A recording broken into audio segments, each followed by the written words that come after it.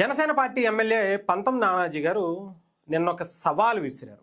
ఆ సవాల్ విసిరేటప్పుడు ఒక మాట మాట్లాడారు. ఏంటి అంటే, దమ్ముంటే బంచత్ వాడిని ఇక్కడికి రమ్మని చెప్పండి, ఇక్కడ పోటీ చేయమని చెప్పండి అని జగన్మోహన్ రెడ్డి గారికి పులివెందలు వదిలి కాకినాడలో ఆయన మీద పోటీ చేయమని చెప్పి ఒక సవాల్ విసిరినటువంటి పరిస్థితి కనిపించింది. విద్య, ఉద్యోగం, కళ్యాణం, అనారోగ్యం, విదేశీ ప్రయాణం, అనేక రకాల సమస్యలకి శాంతి పూజ చేసి రక్షలు ఇవ్వబడును. ఓం శ్రీ దుర్గా భవానీ జ్యోతిష్యాలయం. రీసెంట్గా మనందరికీ తెలుసుగా, ఆంధ్రప్రదేశ్లో వైఎస్ఆర్సీపీకి ఇంకొక రాజకీయం చేత కాక కాపులు కాపులు కాపులు కాపుల మధ్య కుట్రలు చేసే విధంగా కాపుల్ని కూటమికి దూరం చేసేందుకు చాలా విపరీతమైనటువంటి ప్రయత్నాలు చేస్తూనే ఉంది. కాపుల పాట పాడుతూ కాపుల మీద ఎక్కడ లేనటువంటి ప్రేమని తెగ కార్చేస్తూ కనిపిస్తున్నటువంటి పరిస్థితి రీసెంట్గా మనం చూస్తూనే ఉన్నాం. దాని గురించే నిన్న పంతం నానాజీ గారు ఒక ప్రెస్ మీట్ పెట్టి దమ్ముంటే నా మీద పోటీ చేయవాయ్ అని చెప్పి సవాల్ విసిరారు. నిజమే కదా? ఏంటి ఆయన క్యాపబిలిటీ? జగన్మోహన్ రెడ్డి గారితో ఆయనకి ఏంటి పోటీ? ఆయనకి జగన్మోహన్ రెడ్డి గారికి ఏంటి అంటే, దీని గురించి చాలామంది మాట్లాడుకుంటున్నారు. ఈవెన్ వైఎస్ఆర్సీపీకి సంబంధించినటువంటి చాలామంది వ్యక్తులు అందరూ వరుసగా ప్రెస్ మీట్లు పెట్టేసి అదే స్థాయిలో ఆయన కూడా నువ్వెంతరా నీ బతికెంతరా అని చెప్పి పంతం నానాజీ గారిని కూడా తిడుతున్నారు. కారుమూరి వెంకటరెడ్డి లాంటి వ్యక్తులు కూడా అరే తురే అనుకుంటూ ఆయన్ని తిడుతున్నటువంటి పరిస్థితి కనిపిస్తుంది. ఓకే, ఆయన తిట్టాడు కాబట్టి వీళ్ళు కూడా తిడుతున్నారు అనుకుందాం. అయితే ఇక్కడ ఫస్ట్ ఆయన క్యాపబిలిటీ ఏంటనే తెలుసుకుందాం. పంతం నానాజీ గారు మొదటిసారి ఎమ్మెల్యేగా అయ్యారు. అయితే ఆయనకి జగన్మోహన్ రెడ్డి గారితో పోలిక. జగన్మోహన్ రెడ్డి గారు మాజీ సీఎం, మాజీ ఎమ్మెల్యే, మాజీ ముఖ్యమంత్రికి కొడుకు. కొన్ని దశాబ్దాలుగా వాళ్ళ తాత పేరు చెప్పుకుని, తండ్రి పేరు చెప్పుకుని ఆ జిల్లాని, రాష్ట్రాన్ని శాసించినటువంటి వ్యక్తి. మరి అలాంటి కొన్ని వేల కోట్లు, చెప్పాలంటే లక్షల కోట్లు ఉన్నటువంటి ఆస్తిపరుడు. ఎక్కడ చూసినా ప్యాలెస్లు, సపరేట్ ఫ్లైట్లు, ఐలాండ్లు, ఎన్నెన్నో పేపర్లు, టీవీలు, టీవీ ఛానల్స్ అన్నీ ఉన్నటువంటి వ్యక్తి. ఆయనకి ఇన్ని కంపారిజన్ ఏంటి అంటే, ఎక్కడ కంపారిజన్ అంటే ప్రజల్లో ఉండేటువంటి, ఆ నియోజకవర్గంలో ఉండేటువంటి ప్రజల మనసు గెలుచుకున్నటువంటి వ్యక్తి. ఇక్కడ మొన్న 2024లో పంతం నానాజీ గారికి వచ్చినటువంటి పర్సంటేజు ఓట్లు, లేదంటే ఆయనకు వచ్చినటువంటి మెజారిటీ. అలాగే ఇంత చరిత్ర ఉన్నటువంటిది, 30-40 కేసులుండి 16 నెలలు జైల్లో ఉండి తల్లిని చెల్లిని మెడబట్టుకుని బయటికి గెంటేసినటువంటి చరిత్ర నుంచి వచ్చినటువంటి వ్యక్తికి ఆయన నియోజకవర్గంలో ఇచ్చినటువంటి మెజారిటీ ఎంత? పంతం నానాజీ గారికి సంబంధించి ఆయన వచ్చినటువంటి మెజారిటీ ఎంత? ఇది కంపేర్ చేసుకోవాలిగా. అల్టిమేట్గా ప్రజలు ఇచ్చేటువంటి తీర్పుని, ప్రజలు ఇచ్చేటువంటి ఆ ఓట్లని కంపేర్ చేసుకుని ఆయన చెప్పాడు. తప్పే ఉంది? పంతం నానాజీ గారికి చెప్పాలంటే జగన్మోహన్ రెడ్డి గారికి కడపలో, ఆయన పులివెందుల్లో ఆయనకి ఇచ్చినటువంటి ఆ మెజారిటీ కన్నా పంతం నానాజీ గారికి దాదాపు 10,000కు పైగానే జగన్మోహన్ రెడ్డి గారి కన్నా వచ్చాయి. మరప్పుడు ఆయన క్యాపబిలిటీయేగా. ఎంత చరిత్ర ఉన్నా కూడా ఆయనకు వచ్చినటువంటి ఇవేమీ లేవు.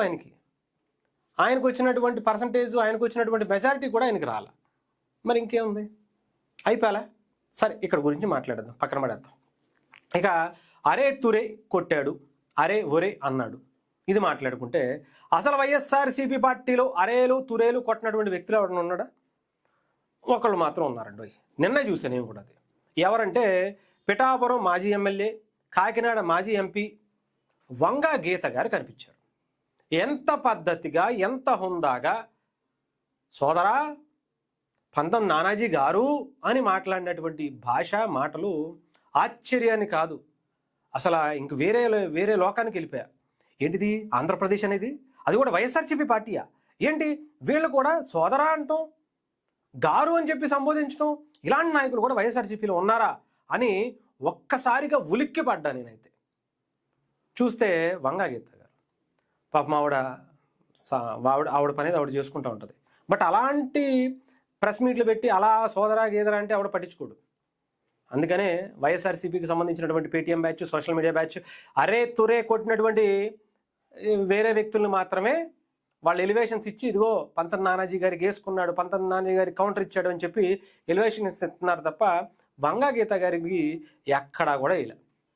ఎందుకంటే అరే ఒరేలు కొడితే తప్ప వాళ్ళకి ఆనదు. మినిమం లాలు, లంబూతులు, గింబూతులు ఉంటే తప్ప వాళ్ళకి ఎక్కదు. మీరేదో ప్రెస్ మీట్ పెట్టి సోదరా అని మాట్లాడితే ఎవరికి ఎక్కుద్దండి? చెప్పాలంటే మీరు అసలు ఆ పార్టీయే కాదని చెప్పేస్తారు వాళ్ళు.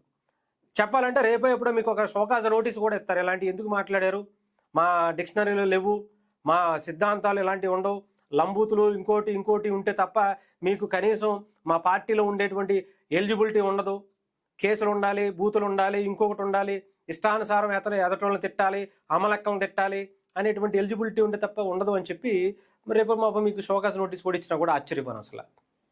లేదంటే పొమ్మన కన్నానే ఏదో రకంగా మిమ్మల్ని పొగబెట్టి బయటికి దోసేసినా కూడా ఆశ్చర్యపోను అసలు. అలా ఉంటుంది అనమాట.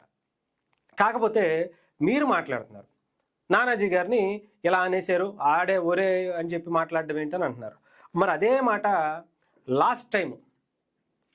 లాస్ట్ ఎలక్షన్స్ అప్పుడు ఒక ద్వారంపూడి చంద్రశేఖర్ రెడ్డి అనేటువంటి ఒక రౌడీ గుండా, ఒక మాఫియా డాన్, అదే నియోజకవర్గానికి సంబంధించి ఎమ్మెల్యేగా పనిచేసినటువంటి వ్యక్తి మీరు పక్కనుండగానే, మీరు రాజకీయాల్లోకి వచ్చినటువంటి చిరంజీవి గారు ఆదరించారు, చిరంజీవి గారి వల్లే నేను ఈ స్థాయికి వచ్చాను, ఆ కుటుంబం వల్లే నేను ఇలా ఉన్నాను, ఇప్పుడు పవన్ కళ్యాణ్ గారికి ఓట్లేశారన్న పిఠాపురం ప్రజలకు ఆ కుటుంబం అంటే ఇష్టం అని చెప్పి ఆ కుటుంబం మీద ప్రేమ చూపించారు కదా.